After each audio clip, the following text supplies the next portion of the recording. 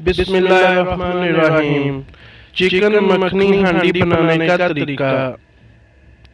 Chicken बोटी आधा kilo boneless, प्याज 2 अदद कच्ची पीसी हुई, हरी मिर्च 6 अदद कचली हुई, फ्रेश क्रीम 1 पैक, तेल आधी प्याली, गरम मसाला 1 चाय का चम्मच पीसा हुआ, हल्दी 1 चाय का चम्मच, लाल मिर्च 1 खाने का चम्मच पीसी हुई, अदरक लहसुन का पेस्ट 1 खाने का चम्मच, मक्खन 2 खाने के चम्मच, नमक हस्बे ज़ायक़ा।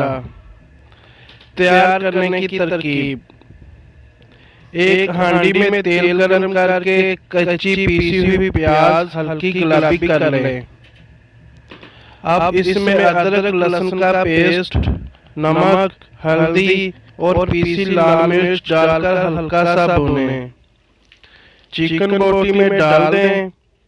जब चिकन का पानी खुश्क हो जाए तो इसमें पीसा गरम मसाला, कचली हुई हरी मिर्च, फ्रेश क्रीम और मक्खन डालकर 10 मिनट दम पर रख दें। मज़ेदार चिकन मखनी हांडी सादे चावलों के साथ सर्व करें। शुक्रिया।